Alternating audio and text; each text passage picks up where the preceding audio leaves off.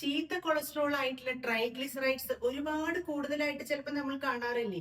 ട്രൈഗ്ലിസറൈഡ്സിന്റെ value ഒരു 300 400 above ആയിട്ടൊക്കെ വരിക. ഇങ്ങനെ ട്രൈഗ്ലിസറൈഡ്സ് കൂടുമ്പോൾ നമുക്ക് അറിയുന്ന ചില കാരണങ്ങളുണ്ട്.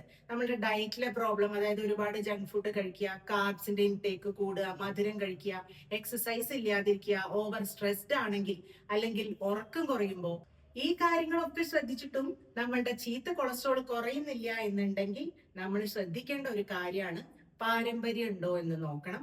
നമ്മൾക്ക് അൺകൺട്രോൾഡ് ഡയബറ്റിസ് ഉണ്ടോ നോക്കണം. ഒപ്പം ആൽക്കഹോൾ യൂസ് ചെയ്യുകയാണെങ്കിലും ട്രൈഗ്ലിസറൈഡ്സ് ഇതുപോലെ ഒരുപാട് ഹൈ ആയിട്ട് കാണും. പാരമ്പര്യം നമുക്ക് ഒന്നും ചെയ്യാൻ പറ്റില്ല. ഡയബറ്റിസ് ഒരു പരിധി വരെ നമുക്ക് കൺട്രോൾ ആക്കാം, അല്ലേ? പക്ഷേ നിങ്ങൾക്ക് ആൽക്കഹോൾ കൺസംഷൻ ഉണ്ട് എന്നിട്ടാണ് ട്രൈഗ്ലിസറൈഡ്സ് കൂടുന്നതെങ്കിൽ ആൽക്കഹോൾ ഒഴിവാക്കണം.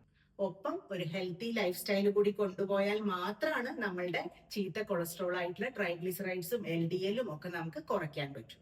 ഈ വീഡിയോ നിങ്ങൾ വേണ്ടപ്പെട്ടവർക്ക് ഷെയർ ചെയ്യണം. ഒപ്പം എന്നെ ഫോളോ ചെയ്യാനും മറക്കരുത്.